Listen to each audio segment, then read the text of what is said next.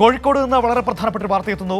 കോഴിക്കോട് എരഞ്ഞിപ്പാലത്ത് യുവതിയെ തൂങ്ങി മരിച്ച നിലയിൽ കണ്ടെത്തിയ സംഭവത്തിൽ പെൺകുട്ടി യുവാവിന് അയച്ച സന്ദേശം പോലീസ് കണ്ടെടുത്തു. എന്തെങ്കിലും സംഭവിച്ചാൽ ഉത്തരവാദി താനായിരിക്കുമെന്നാണ് ആയിഷ റഷയുടെ സന്ദേശം.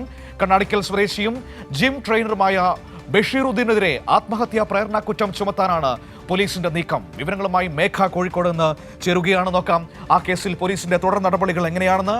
മേഘ, ഗുഡ് മോർണിംഗ്. ഏതായാലും ഇപ്പോൾ പോലീസിന് വളരെ പ്രധാനപ്പെട്ട ഒരു തുമ്പ് കിട്ടിയിരിക്കുകയാണ് എന്ന് തന്നെ നമുക്ക് പറയാം. ആ പെൺകുട്ടി ഈ ബഷീറുദ്ദീൻ അയച്ച സന്ദേശം ലഭിച്ചിരിക്കുകയാണ്. എനിക്ക് എന്തെങ്കിലും സംഭവിച്ചാൽ അതിന്റെ ഉത്തരവാദി നിങ്ങളായിരിക്കുമെന്നാണ് ആ സന്ദേശം പറയുന്നത്. പോലീസിന്റെ ഒരു പ്രാഥമികമായ നിഗമനം ഈ കേസിൽ എങ്ങനെയാണ്? മനു, ഇന്നലെയാണ് കോഴിക്കോട് എരഞ്ഞിപ്പാലത്ത് ഈ ആയിഷയെ സുഹൃത്തിന്റെ ഫ്ളാറ്റിൽ തൂങ്ങി മരിച്ച നിലയിൽ കണ്ടെത്തിയത്. അത് കൊലപാതകമാണ് എന്ന് ബന്ധുക്കളൊക്കെ തന്നെയും ആരോപണം ഉന്നയിച്ച സാഹചര്യം ഉണ്ടായിരുന്നു. എന്നാൽ പോലീസ് ലഭിച്ചിരിക്കുന്ന പ്രാഥമികമായ നിഗമനം ആത്മഹത്യയാണ് എന്ന് തന്നെയാണ്. ആ തരത്തിൽ തന്നെയാണ് കേസ് അന്വേഷണം മുൻപോട്ട് പോകുന്നത്.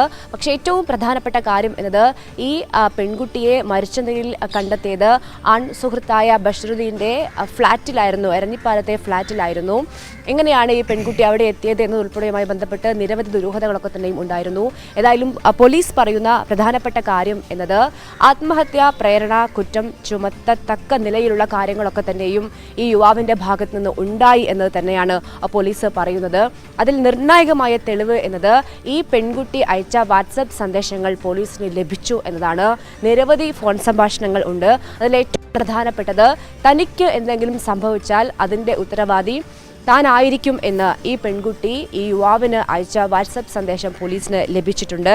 കണ്ണാടിക്കൽ സ്വദേശിയും ജിം ട്രെയിനറുമായ സുഹൃത്ത്, അതായത് ഈ ജിം ട്രെയിനറുമായ ബഷീറുദ്ദീനെതിരെയാണ് നിലവിൽ ആത്മഹത്യാ പ്രേരണ കുറ്റം ചുമത്താൻ പോലീസ് നീക്കം നടക്കുന്നത്. നിലവിൽ കസ്റ്റഡിയിലാണ് ഉള്ളത്. അറസ്റ്റ് രേഖപ്പെടുത്താനുള്ള സാധ്യതകൾ കൂടി കാണുന്നു.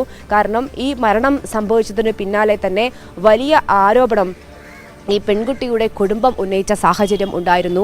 തൻ്റെ മകൾ ഒരു കാരണവശാലും ആത്മഹത്യ ചെയ്യില്ല, ഇത് കൊലപാതകമാണ് എന്നതായിരുന്നു പെൺകുട്ടിയുടെ ബന്ധുക്കൾ ആരോപിച്ചിരുന്നത്. ആ തരത്തിലൊക്കെ തന്നെയും പോലീസ് അന്വേഷണം പുരോഗമിക്കുന്നു. അതിനിടയിലാണ് നിർണായകമായ വാട്സപ്പ് ചാറ്റുകൾ ലഭിച്ചിരിക്കുന്നത്. ഇവർ തമ്മിൽ നിരന്തരം പ്രശ്നങ്ങളുണ്ടായിരുന്നു. ഇയാൾ ക്രൂരമർദ്ദനത്തിന് പെൺകുട്ടിയെ ഇരയാക്കിയിരുന്നു എന്നതുൾപ്പെടെയുള്ള കാര്യങ്ങളൊക്കെ തന്നെയും ബന്ധുക്കൾ ആരോപിക്കുന്നുണ്ട്. പക്ഷേ പോസ്റ്റ്മോർട്ടം റിപ്പോർട്ടിൽ മർദ്ദനമേറ്റതായ പാടുകളോ അതൊന്നും തന്നെയും കണ്ടെത്താൻ സാധിച്ചിട്ടില്ല.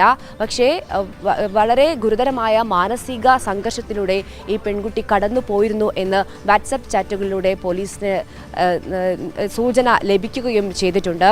മംഗലാപുരത്ത് പഠിക്കുകയായിരുന്ന വിദ്യാർത്ഥി, ഫിസിയോതെറാപ്പിക്ക് പഠിക്കുകയായിരുന്ന വിദ്യാർത്ഥി ഓണം അവധി ലഭിച്ചിട്ടില്ല എന്ന് വീട്ടിൽ പറഞ്ഞായിരുന്നു ഈ എരഞ്ഞിപ്പാലത്തെ ഈ സുഹൃത്തിൻ്റെ ഫ്ളാറ്റിലേക്ക് എത്തുന്നത്. അതുൾപ്പെടെ എല്ലാ കാര്യങ്ങളും വിശദമായി തന്നെ നടക്കാവ് പോലീസ് പരിശോധിച്ചു വരികയാണ്. ആത്മഹത്യാ പ്രേരണ കുറ്റം ചുമത്തും എന്ന് തന്നെയാണ് നമുക്ക് ലഭിക്കുന്ന വിവരം.